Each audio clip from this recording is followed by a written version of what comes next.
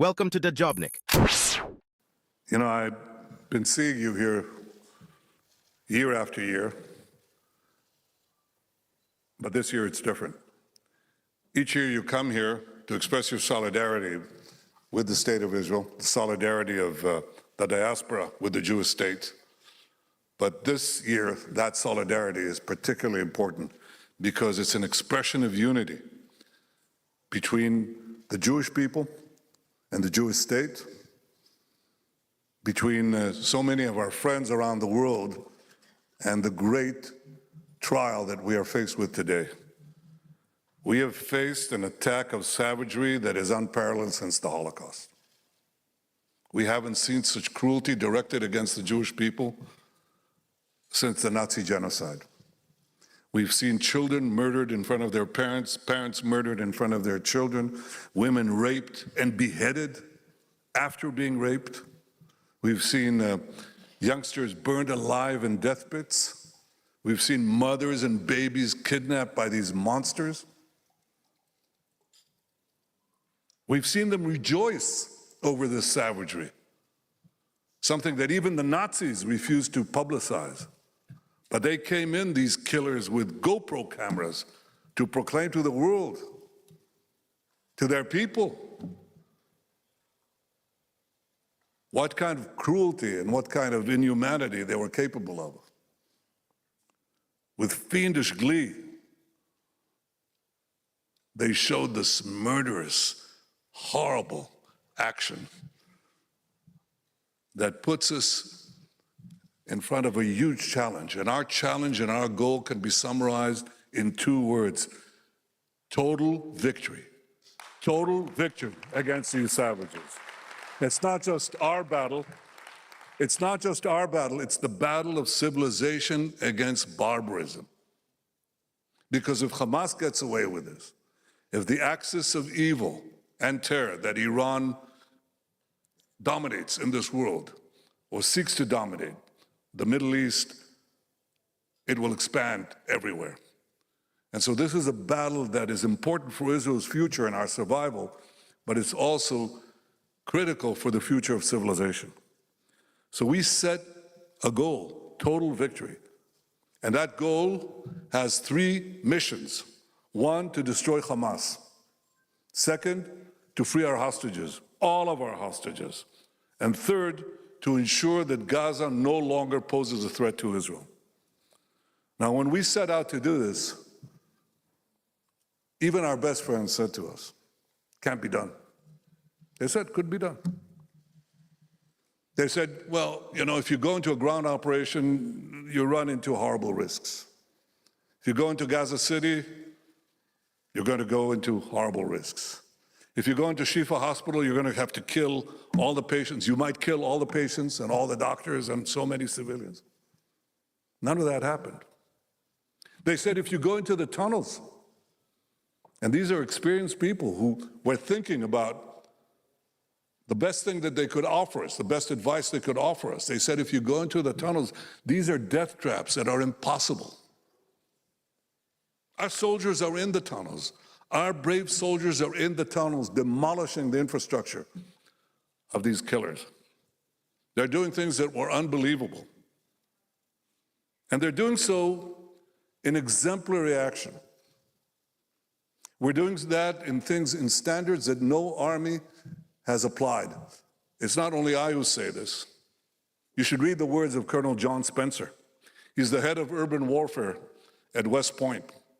He toured several times in Iraq. He says the Israeli army is going to lengths to prevent civilian casualties as no military has done in comparable situations. And he said there is no comparable situation. In Gaza, we're facing 30,000 armed terrorists with an underground terror tunnel network of hundreds of kilometers, maybe 500 kilometers. There's nothing comparable like that. He compares this to the Battle of Mosul. Mosul is smaller than Gaza. Mosul had 3,000 to 5,000 fighters, terrorists. It took America and its allies about 9 months. They achieved the conquest of Mosul. and the defeat of the terrorists, and the ratio of those of civilians to combatants killed was about 3 to 1, some say 4 to 1. 10,000 people were killed. We are now down to a ratio of 1 to 1. Look, every civilian casualty is a tragedy. But we're doing things to prevent this that simply cannot be compared to any other arena. John Spencer says, what other army gives advance notice about where it's going to attack? We have thousands and thousands and thousands of phone calls. We call the Gazans on their cell phones and we say, get out of harm's way. We drop leaflets. We offer safe corridors, safe havens for people to leave. It's incomparable. He says there is one comparison. In World War II, the battle for Manila. I wasn't familiar with it. I heard it from him. He says in the battle for Manila, there were 17,000 Japanese soldiers. And the American army went in, and they found something that they haven't encountered before, systemic tunnels. They weren't called tunnels, they were called sewage tunnels. And the Japanese soldiers used the sewage tunnels, which made the fighting a lot more difficult. Manila had a population of 1 million. 100,000 civilians were killed in that battle. The Israeli army is going to lengths that no other army has done to prevent civilian casualties. No other army.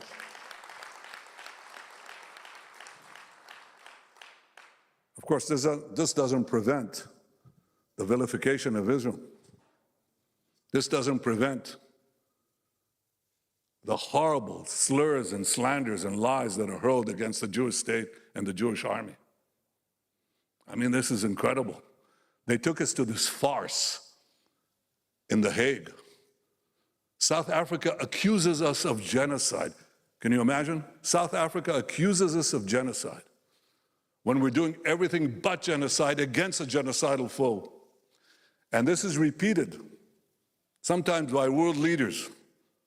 Today, the president of Brazil, by comparing Israel's war in Gaza against Hamas, a genocidal terrorist organization, to the Holocaust, President Silva has disgraced the memory of 6 million Jews murdered by the Nazis, and he's demonized the Jewish state like the most virulent anti-Semite. He should be ashamed of himself.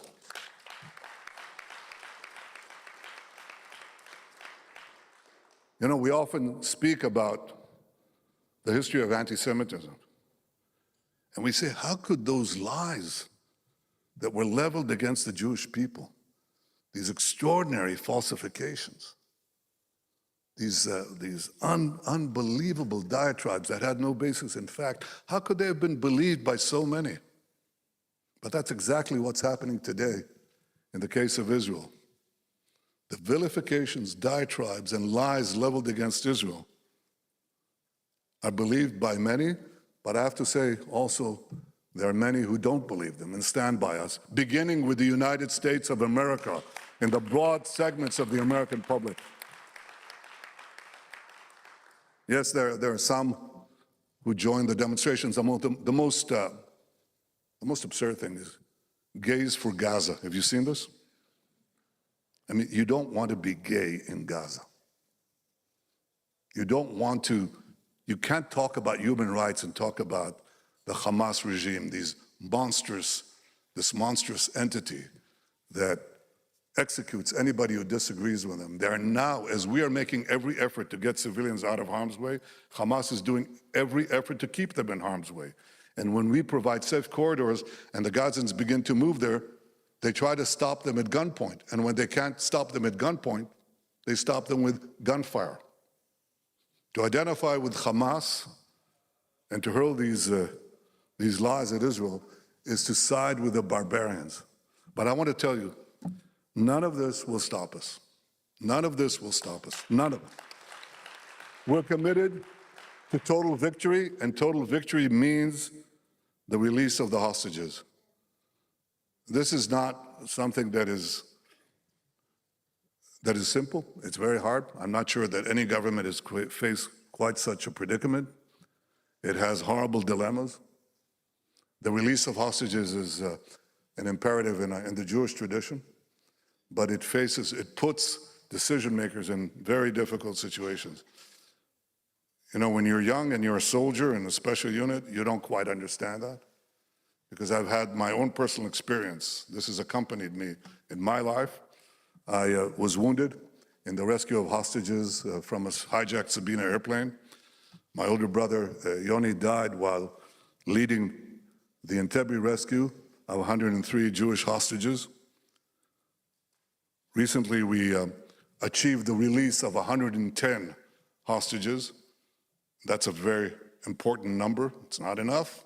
We still have a way to go. But we released the majority of hostages, of living hostages, which is very, very crucial. And most recently, a few days ago, we achieved a wonderful rescue of two additional hostages, by our brave soldiers. Our formula is very simple. The release of hostages can be achieved through strong military action and tough negotiations, very tough negotiations. That tough position has to involve the exertion of pressure. And the exertion of pressure is not merely on Hamas itself, but on those who can exert pressure on Hamas, beginning with Qatar. Qatar can press Hamas as no one else can. They host Hamas leaders. Hamas is dependent on them financially. And I urge you to press Qatar, to press Hamas, because we want our hostages released. I hope that we can achieve a deal soon to release more of our hostages. But deal or no deal, we have to finish the job to get total victory. I had recently a very good conversation with President Biden.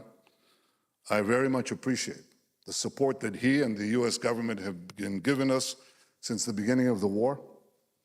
Sometimes we have differences of opinion, but we've been able to overcome them. And I want to tell you that I agree with President Biden that we need to do everything in our power to get civilians out of harm's way as we complete the job. We've destroyed 3/4 of Hamas's fighting battalions. It's very important to understand. They have organized battalions where commanders give orders to companies or to organize fighting formations, and you can have 100 people attack the Israeli army from this direction, or 50 people attack them from that direction. Once you destroy the battalions, there is no organized command and control structure. You're left with individual terrorists, which we mop up with ground action, which is much less intense. We cannot leave 1/4 of Hamas's terrorist battalions intact. No one would do that in the case of fighting ISIS. You wouldn't leave 1/4 of ISIS intact in a defined territory. You wouldn't even think about that, and you didn't. America finished the job with its allies. We will finish the job here with our brave soldiers.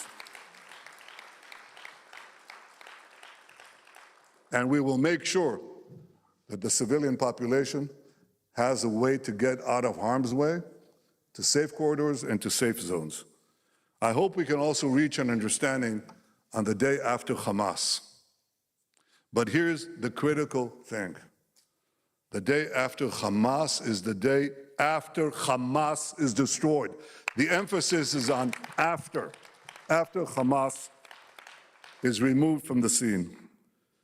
And I can tell you one thing that I think we can agree on many things, but one thing Israel cannot agree to is an international diktat that would seek to unilaterally recognize a Palestinian state, basically force a Palestinian state on Israel after the horror of October 7th. And you should know that the people of Israel are really united in this.